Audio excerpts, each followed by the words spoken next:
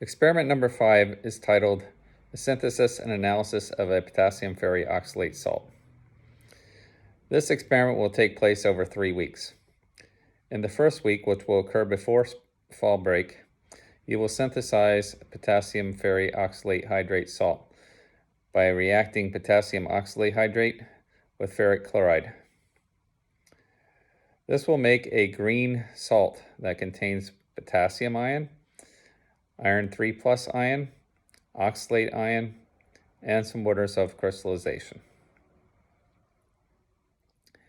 In the second weeks, which will occur after fall break, you'll be on your own to analyze the percent iron using colorimetric analysis, which we learned in the last experiment, the percent oxalate, which you can do by a redox titration with potassium permanganate, as we did in the hydrogen peroxide lab, and the percent water, which you can do by gravimetric analysis, as we did in the alum lab.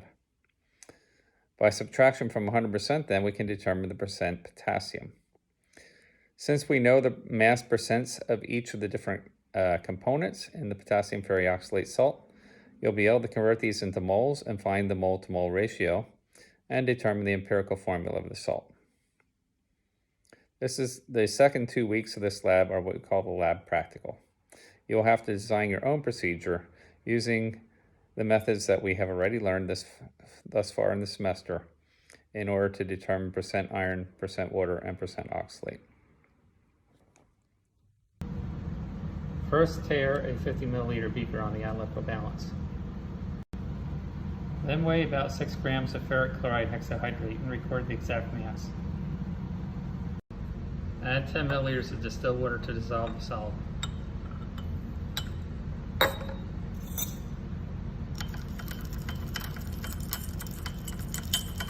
Then heat the solid gently on a hot plate. Tare a 100 milliliter beaker on the analytical balance. Add 13.6 grams of potassium oxalate monohydrate and record the exact mass. Dissolve the potassium oxalate in 22 milliliters of distilled water.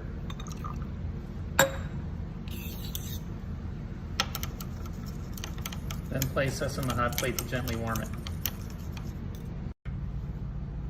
The ferric chloride solution should be completely dissolved.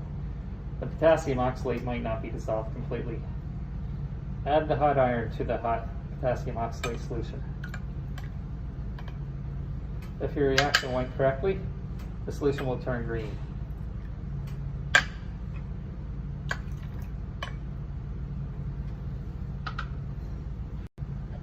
Immediately remove the solution from the hot plate and allow it to cool to room temperature. After the solution has cooled to room temperature, place it in an ice water bath and allow it to cool for an additional 5 to 10 minutes. Carefully decant your solution into the sink. Don't be afraid, just dump it. Notice your crystals stay in the bottom of the beaker. Add 20 milliliters of distilled water to the beaker and heat it on a hot plate with stirring to get it to completely dissolve.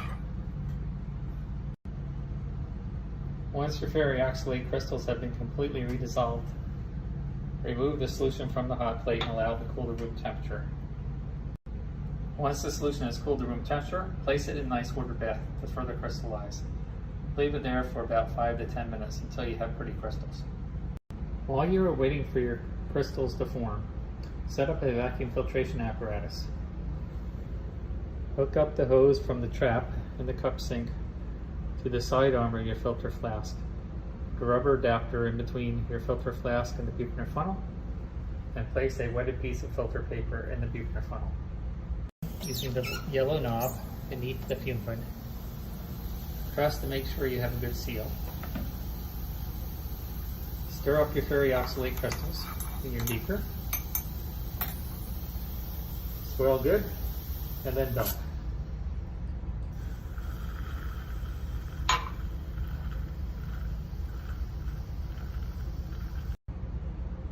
To wash your crystals, turn off the vacuum. Pour a little bit of 50% ethanol water mixture over the crystals. Stir gently. Then turn on the vacuum.